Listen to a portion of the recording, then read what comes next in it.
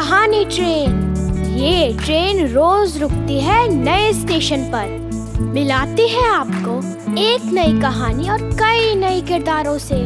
तो सब सवार।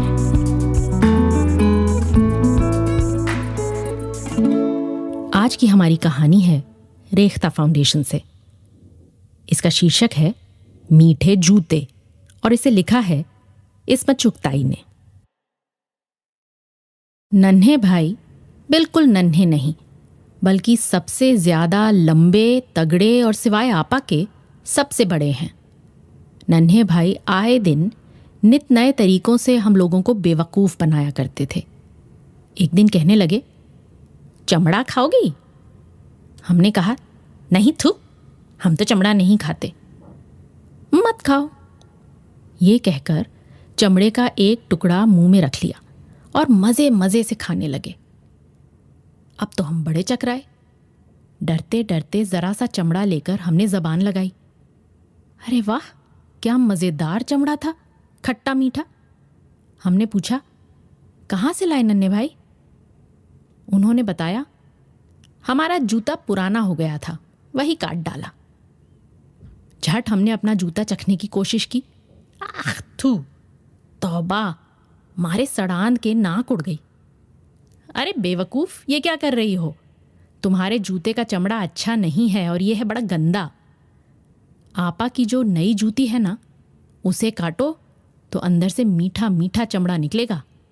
नन्हे भाई ने हमें राय दी और बस उस दिन से हमने जूती को गुलाब जामुन समझकर ताड़ना शुरू कर दिया। देखते ही मुंह में पानी भर आता। ईद का दिन था। आपा अपनी हसीन और महजबीन जूती पहने पांचे फड़काती सिवैयां बांट रही थीं। आपा दोपहर की नमाज पढ़ने ज्यों ही खड़ी हुई, नन्हे मियाँ ने हमें इशारा किया। अब मौका है, आपा नियत तोड़ नहीं सकेंगी। मगर काटे काहे से? हमने पूछा। आपा की संदूकची से सलमा सितारे काटने की कैंची निकाल लाओ। हमने जूं ही जूती का भूरा मुलायम चमड़ा काट कर अपने मुंह में रखा, हमारे सर पर झट चप्पलें पड़ी। पहले तो आपा ने हमारी अच्छी तरह कुंदी की, फिर पूछा, ये क्या कर रही है? खा रहे हैं, हमने निहायत मासूम सूरत बनाकर बताया। ये कहना था कि सारा घर हमारे पीछे हाथ धोकर पड़ गया।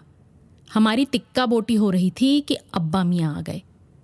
मैजिस्ट्रेट थे। फौरन मुकदमा मैं मुजरिमा और मरी हुई जूती के रोती पीटती आपा ने पेश किया। अब्बा मियाँ हैरान रह गए। उधर नन्हे भाई मारे हंसी के कलाबाजियां खा रहे थे।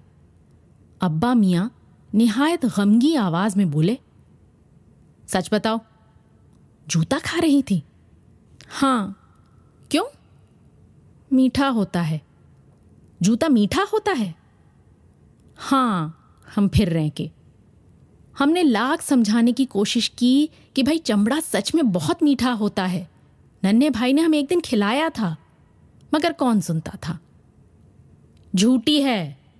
नन्हे भाई साफ मुकर गए। बहुत दिनों तक ये पहेली किसी की समझ में ना आई। खुद हमारी अक्ल गुम थी कि नन्हे भाई के जूते का चमड़ा कैसा था जो इतना लजीज था। और फिर एक दिन खाला भी दूसरे शहर से आई। बक्चिया खोलकर उन्होंने पत्तों में लिपटा चमड़ा निकाला और सबको बांटा। सबने मजे मजे से खाया। हम कभी उन्हें देखते, कभी चमड़े के टुकड़े को। तब हमें मालूम हुआ कि जिसे हम चमड़ा समझते थे वो आम का गूदा था।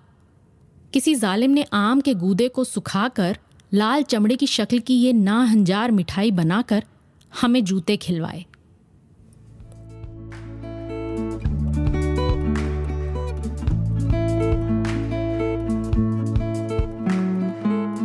आशा है ये कहानी आपको पसंद आई होगी।